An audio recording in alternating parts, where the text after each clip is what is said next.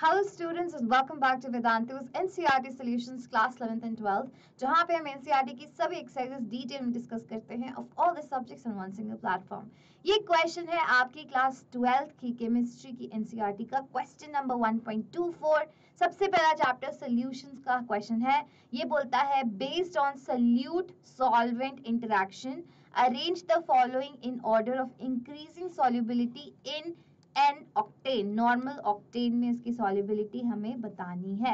ठीक है, salute solvent का क्या मतलब है कि आपके पास जो सॉल्वेंट है यहाँ पे दे रखा है, जो सॉल्वेंट आपको दे रखा है वो है नॉर्मल ऑक्टेन। और जैसे कि हमें पता है ऑक्टेन कैसा मॉलिक्यूल है बच्चा, ऑक्टेन ऐसा मॉलिक्यूल है जिसको बोलते हैं नॉन पोलर मॉलिक्यूल।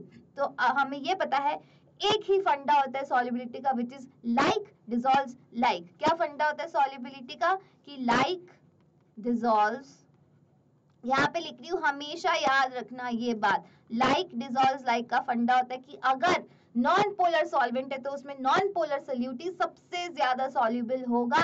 जैसे जैसे पोलर बनाते जाओगे आप सॉल्यूट को, सॉल्यूट क्या होता है, अब जो सॉल्वेंट के अंदर मैं डालूंगी, ठीक है, इन दोनों के इंटरेक्शन की बात हो रही है यहाँ पे। तो सॉल्यूट क्योंकि हमारे पास सॉल्वेंट नॉन पोलर है, तो सॉल्यूट जितना नॉन पोलर होगा उतना ही अधिक उसकी सॉल्युबिलिटी हो जाएगी, है ना। अब सबसे पहले चलते हैं, सबसे पहला सॉल्वेंट है साइक्लोहेक्सेन। अब जब साइक्लोहेक्सेन के बारे में मुझे पता है, cyclohexane is your again what kind of solute, it is a non polar solute. Non polar तो ये तो बच्चा बहुत ही अच्छे से इसमें सॉल्युबल हो जाएगा, हर क्वांटिटी में हर रेशियो में सॉल्युबल होगा, तो सबसे अच्छी सॉल्युबिलिटी तो है इसकी। तो फर्स्ट नंबर मैं साइक्लोहेक्सेन को दे देती हूँ। सेकंड नंबर है KCl। KCl बच्चा कैसा सॉल्वेंट है, आयोनिक, K प्लस और Cl माइनस में ये टूटने का चाहेगा अपना, ये कैसा है, आयोनिक सॉल्वेंट है, तो फिर ये तो बिल्कुल भी सॉल्युबल नहीं होगा। ये क्या, यहाँ लिख देती हूँ, दिस इज, यहाँ अगेन नेक्स्ट पेज पे लिख देते हैं, क्योंकि आपका साइक्लोहेक्सेन बच्चा कैसा है, cyclohexane is non polar, non polar है, तो इसीलिए वो तो वेरी सॉल्युबल होगा। किसमें बात कर रहे हैं हम, एन ऑक्टेन में, एन ऑक्टेन में सॉल्युबिलिटी देख रहे हैं सबकी, वेरी सॉल्युबल। सेकंड था आपका KCl, क्योंकि वो आयोनिक है तो इसीलिए कैसे होगा, नॉन सॉल्युबल होगा ही नहीं, बिल्कुल भी सॉल्युबल नहीं होगा।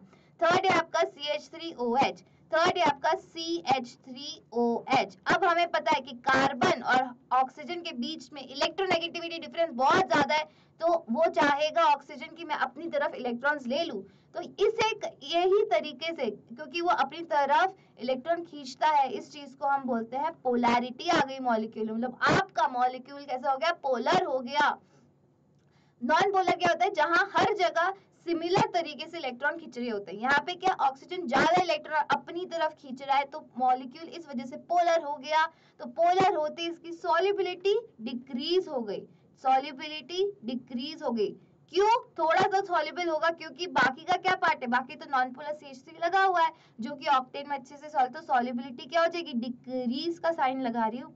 ठीक है, अब है नेक्स्ट आपका CH3 C triple bond N which is your acetonitrile. ठीक है, तो CH3CN नेक्स्ट मॉलिक्यूल है। ये बेटा कैसा मॉलिक्यूल है, अगेन यहाँ पे क्या है, नाइट्रोजन और कार्बन के बीच में इलेक्ट्रोनेगेटिविटी डिफरेंस है, कि अब मैं इलेक्ट्रोनेगेटिविटी डिफरेंस है, मैं एक बार इलेक्ट्रोनेगेटिविटी की वो लिख देती हूँ ऑर्डर की, कार्बन से ज्यादा इलेक्ट्रोनेगेटिव होता है आपका, सॉरी नाइट्रोजन, उससे ज्यादा होता है ऑक्सीजन, उससे ज्यादा होता है फ्लोरीन। ये इलेक्ट्रोनेगेटिविटी ऑर्डर याद रखना, यही मोस्टली एग्जाम में पूछे जाते हैं, कार्बन नाइट्रोजन ऑक्सीजन फ्लोरीन। ये भी याद रखो कि देखो ग्रुप 14 की कम है ग्रुप 15 से, फिर सबसे ज्यादा ग्रुप 16 के, फिर ग्रुप 17 की पोलैरिटी किसके अकॉर्डिंग बता रही हूँ, पीरियोडिक टेबल के अकॉर्डिंग। तो ऐसे भी आप एक याद करने का तरीका है, फंडा है, ट्रिक है, जो भी समझना है समझो।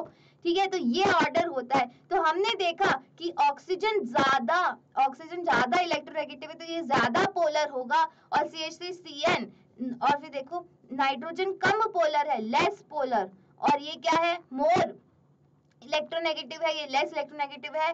तो इसकी वजह से ये भी बच्चा है तो कैसा, पोलर मॉलिक्यूल, बट बाकी चीजें क्या लगी हुई है इसके पास, कार्बन वाली, तो इसकी सॉल्युबिलिटी, इसकी जो सॉल्युबिलिटी है वो इससे जो आपका मिथेनॉल है इससे थोड़ी सी ज्यादा होगी। क्यों? क्योंकि नाइट्रोजन इज लेस इलेक्ट्रोनेगेटिव। तो अब इसमें ऑर्डर बताना था आपको सॉल्युबिलिटी का, तो मुझे पता है कि सबसे पहला साइक्लोहेक्सेन तो पूरा का पूरा सॉल्युबल है, ये तो होगा ही नहीं सॉल्युबल, तो KCl की तो लास्ट है, तो KCl की तो लास्ट होगी, तो सबसे ज्यादा सॉल्युबल है मेरे पास बच्चा साइक्लोहेक्सेन, सबसे ज्यादा सॉल्युबल। उसके बाद कौन सा आता है, इन दोनों में से बताना है आप।